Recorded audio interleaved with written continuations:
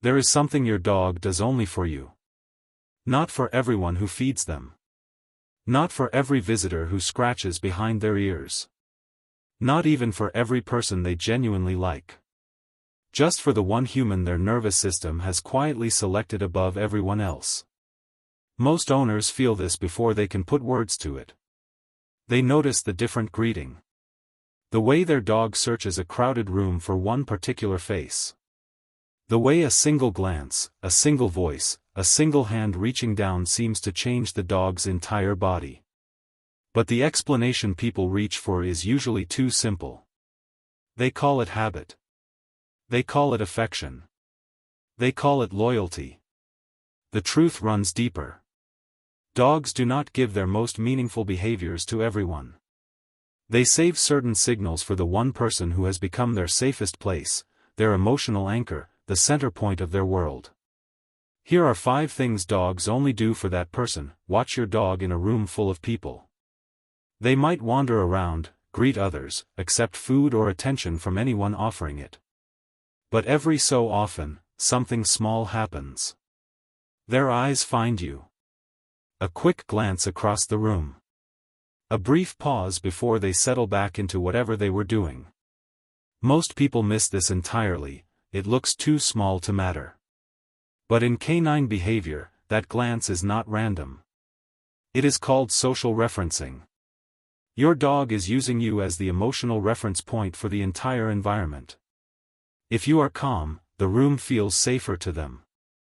If you are still there, the situation stays manageable. If your face and posture say there is no threat, their nervous system begins to settle too. This is why your dog can be perfectly friendly with everyone else in the room and still keep finding you with their eyes. They are not asking permission. They are confirming the location of the one person their brain trusts most.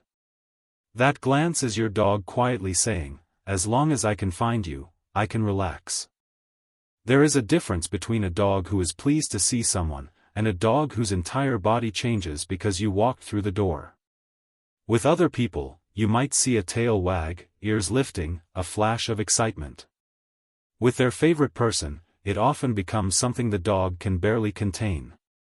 The tail pulls the hips along with it. The shoulders loosen. The whole body curves toward you. Some dogs spin. Some bounce. Some produce that full-body wiggle that looks like joy traveling from their nose all the way down to the tip of their tail. That movement is more than excitement. It is a nervous system releasing tension it has been holding. While you were gone, your dog's world did not stop, but something important was missing from it. The person who regulates the household, the routine, the sense of safety, the emotional temperature of the home, was absent.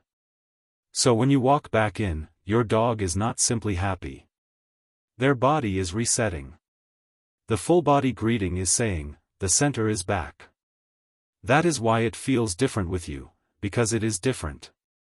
Your dog is not performing happiness. They are showing you what relief looks like when it moves through an entire body. Any dog can bring a toy to a stranger. Any dog can roll over for a friendly visitor or sit beside someone who seems kind enough. But certain vulnerable moments are saved exclusively for the person they trust most. They fall into deep, defenseless sleep beside you. They turn their back to you. They press their body against yours without asking for anything in return. They let out a long sigh and let their muscles fully soften in your presence. None of these are dramatic, and that is exactly why they matter. In the animal world, vulnerability has a cost. A relaxed body is a risk. A turned back is a risk. Deep sleep is a risk. Every ancient survival system inside your dog understands that being defenseless near the wrong creature could be dangerous. So when your dog chooses to be defenseless near you, their body is making a statement words never could: "I do not need to guard myself here." This is one of the clearest signs of being a dog's chosen person, not the loud, obvious moments, but the quiet surrender. The dog who curls up beside you and finally exhales. The dog who rests their head on your foot. That is not laziness, and it is not just comfort. That is trust, made physical. Your dog is not simply resting near you, they are letting you see the softest version of themselves. If you are your dog's favorite person, they often seem to know what you're about to do before you do it. You shift slightly on the sofa, and their head lifts. You take a particular kind of breath, and they know you're about to stand up. You reach for a certain pair of shoes, and they understand the whole story before your hand has even touched the door.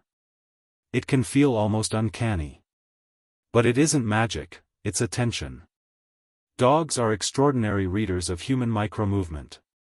They learn the tiny sequences that precede meaningful events, a glance toward the hallway, a change in walking pace, the particular way your hand moves before you leave, feed them, or get ready for a walk. But they do not study everyone with equal intensity. They study the person who controls the emotional map of their day most closely. Your routine becomes their routine. Your patterns become their predictions. Your movements become a language they learn to read fluently. This is why your dog might completely ignore someone else walking through the house, but respond instantly the moment you move. To them, you are not just another person in the room. You are the one whose smallest signals explain what happens next. While you go about your ordinary day, your dog is quietly building a private dictionary of you, not out of obsession, but because understanding you is how they stay feeling safe. This might be the most important sign of all. When something strange happens, a noise outside, an unfamiliar object in the room, a knock at the door, watch where your dog looks. Many dogs glance at the source of the sound first. That's instinct. But a dog deeply bonded to you will often look back at your face before deciding what to do next. They are asking a silent question, "Are we okay?"